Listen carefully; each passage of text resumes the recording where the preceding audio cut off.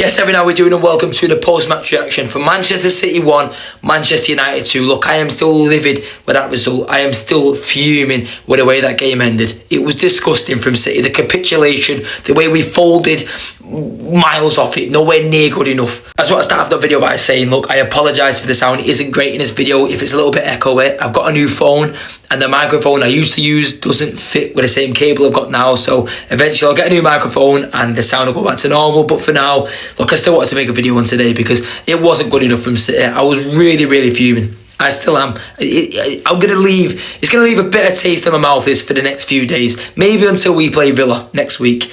I'm going to suffer on this one. You know, it's poor. Look, I do think, right, that this was one of the worst standards of football for a Manchester derby that we've seen in a long while. This is two sides, right, two of the biggest sides in the country.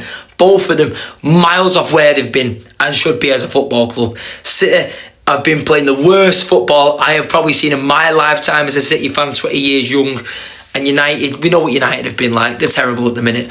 And I thought they were again today. Both sides really were poor. Both sides offered nothing. The standard of football was something you'd expect of a mid-table clash. You know, not a Manchester derby, not one of the biggest derbies in the league. It wasn't good enough really from either side. But when you consider the position that we found ourselves in the 85th minute, 1-0 up, to finish that game without a single point, a 2-1 loss against that lot is a disgrace. It's ridiculous. I've lost for words. Look, I want to address the game in chronological order, and it starts pre-kickoff. The Etihad, the atmosphere in there was bouncing. It was the best, a hand on heart thing, right? This was the best atmosphere I've seen at the Etihad since City 4, Madrid 0. The feeling before that game, the way that we knew we had to be up for it to lift the players and push us through a challenge. It was that kind of level, you know, when we're singing Blue Moon, Hey Jude, everything. Any song, it was deafening. It was blasting around the stadium, every corner of the stadium, on the feet, arms in the air, singing for the boys to encourage them to come out and put this bad run to an end, to turn up on Derby Day, turn up on the biggest occasion of the season. You know, the atmosphere, I can't fault the fans one bit. City fans, I can't fault one bit. South Stand, I can't fault a single fan. Throughout the entire game, it was bouncing. We had it rocking. It was immense. However, the fans to our right-hand side, United, not so much. Didn't hear a peep out of them until the 88th minute. And look, I am bitter. I'm not going to say I'm not bitter or anything, but as far as the fans and that, I'm always honest about the other, you know, the other team support. I always want fans to turn up and give us a good go and try and outmatch us and that. I think better away support improves the home support as well, because you try and match it and you give it each other. But United fans, you really didn't hear much of him up until they got that goal. Now, obviously, the goals they scored, the limbs were massive because it's a Manchester derby and so late on into the game and it was out of nowhere. So that's to be expected. But yeah, I thought City fans outdid United fans big time. I wanted the actual game of football. As I said, I thought as far as the standard of football for Manchester derby, let's just say we've seen many better than this. It was really poor. City weren't at it really. Neither were United. No team had any really big chances in the first half. No clear-cut chances where you think, look, that's a guaranteed goal. City obviously got the opening. Gvardiol, it was a nice work corner. De Bruyne played it short to Gundogan, back into De Bruyne, put the ball into the box to Gvardiol. A great header, far side of the keeper. And it was heaven when that happened, you know. We were finding it difficult to get a rhythm going, to get a good, quick passing play going, and create, you know, an half-decent opportunity. So when the ball at the back of the net, I was off my head. I was loving every second of it. It was beautiful. You know, Gvardiol, who's been one of our best attacking outlets this season, which sort of shows the position we've been in this year. But yeah, I was buzzing when that happened. And if one team had to be in the lead, I'd have said at that point, probably us. But it was the first half-decent chance that I'd really wanted. And I was hoping that we'd use that goal as a bit of momentum, a bit of a lift, you know, to keep us pushing, maybe get a second. But it didn't happen. I mean, a couple of minutes after the goal, there was an incident with Kyle Walker and Rasmus Højlund that I want to talk about. I've made a video about it in more detail on TikTok. If it's not out now, it will be out at some point later. But yeah, it was embarrassing, to be honest, from Walker. They come head-to-head, Walker and Højlund. Now, I didn't actually see what was going on at the time of the game. I'm stood on my seat looking at United fans giving it all that, yeah, well, 1-0 up and that, come on. And I turned back to face the game and I see one of our players is on the floor. All our players, United and City, they're all pushing and shoving. It's all going off. And obviously we're screaming, City, City, backing the boys and that. I didn't know how pathetic the incident was. Since coming home and rewatching it, it is borderline embarrassing from Kyle Walker. That when you consider, right, that this is the Manchester derby, our biggest game of the season, to be going down like that as our captain, such little contact, to fall down and hold your head and roll about as our captain, I don't think it's good enough. I don't think it sets a good example, you know, for the club, for him as a player, as a person. You know, Walker is someone that I've been defending time and time again this season. You know, I think he's been unfairly treated by a lot of City fans. He's been used as a scapegoat for bad defensive performances, bad City performances in general. They're putting a lot of blame down on him when there's quite a few other City players out there that are just as responsible for certain goals in certain games and certain points dropped. But today, there's no defending that. That's embarrassing in a Manchester derby as our captain. With the way he's been playing, with the way City have been playing, you don't roll about like that. You know, and then the worst part is, after the game, have a look if you've not already seen it. What Højlund's put on his Instagram, taking the piss out of him, saying about, and the Oscar goes too. Come on. And we can't be having that as our captain. You know, he needs to set a better example for the players, for himself. He's better than that. He really is. You know, like I said, I felt bad for him at times this season because he's been getting undeserved criticism, or over-the-top criticism, what I'd say. But he doesn't help himself in moments like this. Could you imagine Zabaleta rolling about like that after a little contact? Imagine how many stitches did Zabaleta have to his face, to his head and all sorts. He doesn't do that. He would never do that. And you've got Kyle Walker rolling about like that. That wouldn't happen. Other captains we've had, Vincent Kompany, could you imagine Kompany doing that? No way. Never. Would Ruben Diaz, a captain the man who probably should be our captain on the pitch right now, would Ruben do that? Never in a million years. A captain is someone who's supposed to have a lot of stature about him, a big presence, a big personality, someone who leads by example. That is not leading by example. That is the complete opposite of having a big presence. Look, I don't want to dig in at him too much. And as far as his, on-field performance, like I've always tried to do, I'm not going to try and single players out, no matter how bad a performance might be in certain games. I very rarely try and single a player out. It's a team sport, it's a team collective, it's a team result. The players, they lost this game as a team. But if you're about little behaviours like this, Walker's got himself to blame for going down that easy. Walker deserves his criticism. You don't do that as the captain. Anyway, getting on into the second half, I think the first half an hour of it was just flat from both sides. Neither side really had a massive chance where you think, look, they've got to be taking that away. That team should have scored. A little few saves here from Ederson, from Onana, which were decent saves, but saves that you'd expect them to make. Up until, I'd say, about 80th minute, Doku's having a little dance with Mazraoui. He loses the ball, fails to win it back. I'm sure, if I remember this correctly, I've not watched it back, but Mazraoui plays the ball through to Bruno Fernandes, who's one-on-one with the keeper. And my heart was in my mouth at this point because it looks a certain goal. Bruno one-on-one with the keeper, he dinks him, and it just skims past the post. And I thought at that moment we got away with murder there, because never in a million years should a player with the quality of Bruno Fernandes be putting that shot wide. Never. So we got away with murder, and you think, look, that's a wake-up call. Come and City, pull yourselves together. We've got 10 minutes left of this game. Hold on. But hold on was exactly what City failed to do. And it is down to Matheus Nunes. I'll be completely honest. I know, like I said before, I don't want to dig out in certain individuals, and I'm not going to rip him a new one. He'll know he messed up more than anyone. He'll know it himself. He doesn't need telling. But that pass was ridiculous. It was ridiculous, miles off it. And then he tries to go and win the ball back and just wipes out Diallo. It was such poor decision making. Twice in a space of 10 seconds from Nunes, that cost us the game. It isn't Nunes' fault that we went and conceded the second, but I think if we didn't concede that penalty, we don't concede that second goal.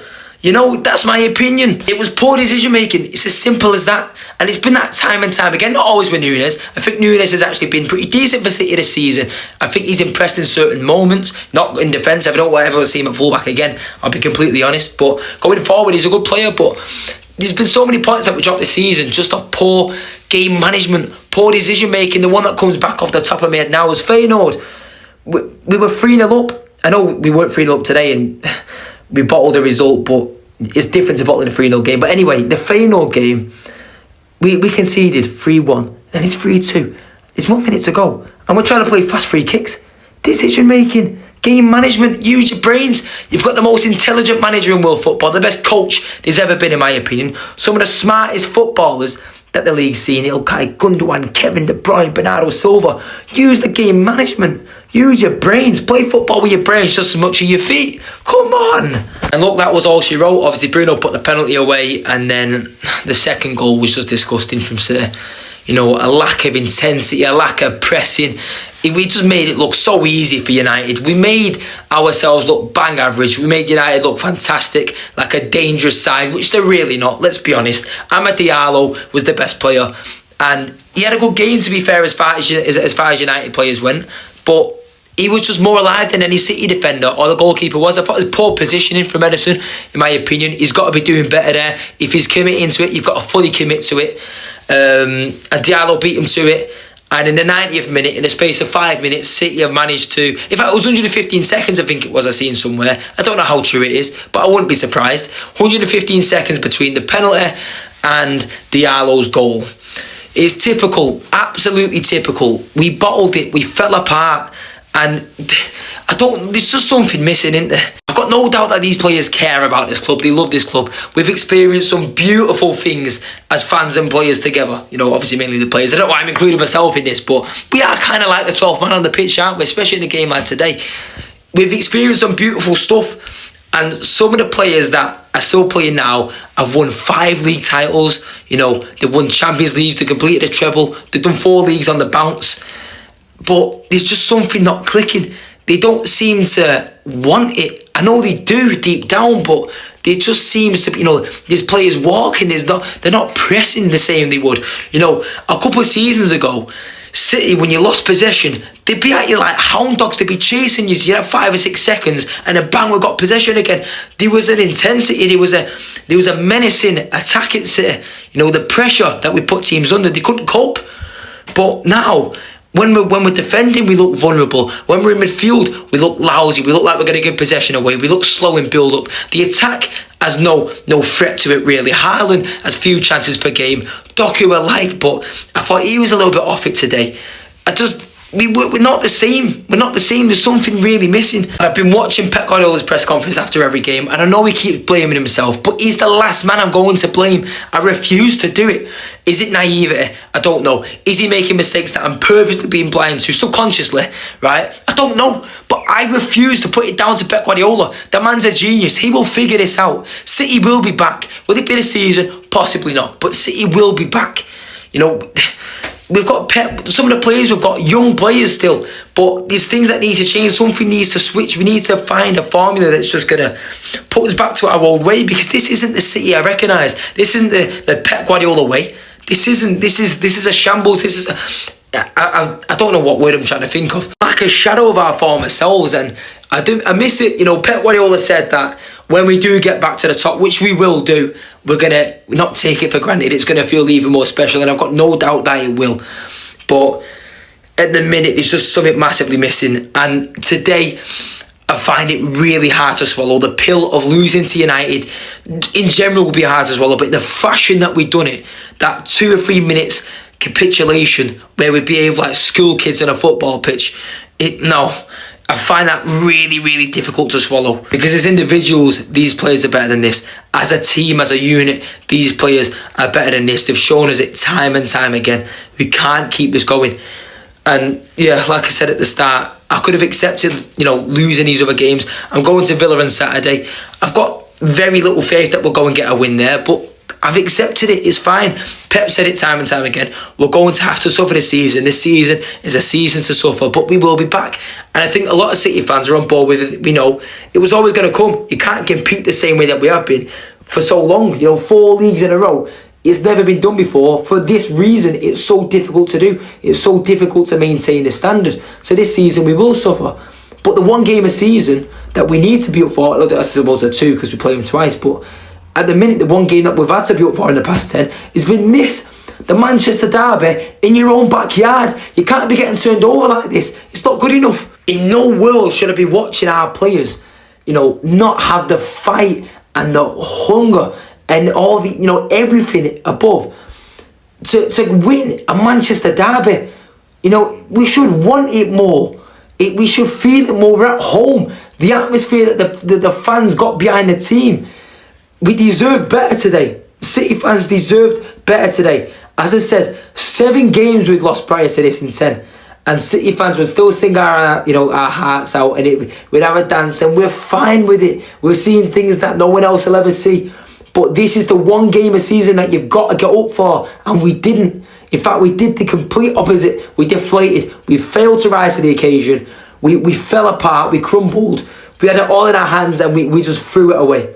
We threw it away. And I'm disgusted in that. And look, I do just want to mention this before I go. I've already mentioned it on TikTok today, but I still feel like I want to mention it because I've had an awful lot of shit from fans, some City fans as well, giving me messages calling me a plastic fan, fake fan, because of the way I've reacted to this loss. Look, I love this club to pieces. I love it more than anything. It's the first thing I think of when I wake up, the last thing I think of when I go to sleep. I work all week, Monday to Friday, thinking, look, it's going to be fine. I get to go to a match on weekend. I look forward to it. It's what I look forward to. It's what I work for. It's what I live for in a minute, you know. I love it. Being able to watch my team home and away achieve things that very few fans will ever be able to watch their team achieve. I'm blessed as a City fan. But we've set ourselves to standards that, as fans, we now have to maintain. We now expect because of what we've achieved, you know. But these results, and no matter how bad it gets for City this season, won't change the way I feel about this club. I love this club to pieces. I love them. And I'll continue to go all over the place. I've got Villa away. But look, I was at Palace last week. I've got Villa next week. In a month's time, I'm flying to Paris. I love him. And no matter how bad it gets, I'll back this team. I really will. But as much as when we're good, I'm going to come in here and sing and smile and be so happy and, you know, applaud the players and say, look how fabulous they are. And I'll sing the praises all night long. When they let us down, and I don't like using that term, let us down, but today they really did let us down because of the occasion, because of the way they crumbled against who we were playing against. The fact that the players let us down today. When that's the case, I'm honest. I try and be honest on here. I try and give a true reflection of the way I feel on here. I felt let down by the players.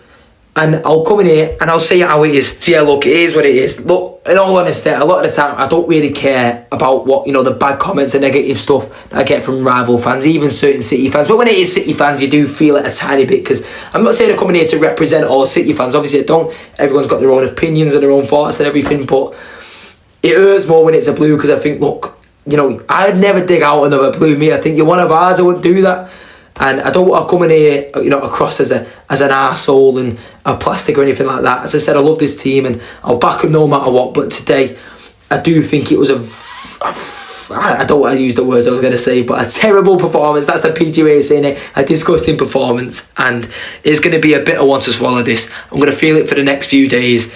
And it hurts. But yeah, look, I'm going to leave that there anyway. That is that. Manchester City 1, United 2, Derby Day defeat. Derby Day disaster, Derby Day disgust. There's so many, you know, D words I can use for this one. I'm going to leave it there. Hopefully you've enjoyed the video. If you've not already, go and watch yesterday's match day vlog. It wasn't a great one, I don't know. I didn't film much of the game, as you can imagine. It's a very funny cut. It's got Phil Foden having a volley when we're 1-0 up. And as you can imagine, I end it there because I didn't want to film anything of their lot celebrating or City falling apart and that. But yeah. If you're not already, go and watch the matchday vlog. Subscribe to the channel if you've not already. And I will see you on Saturday for Villa away. On to the next one, Blues. We'll keep going. Come on.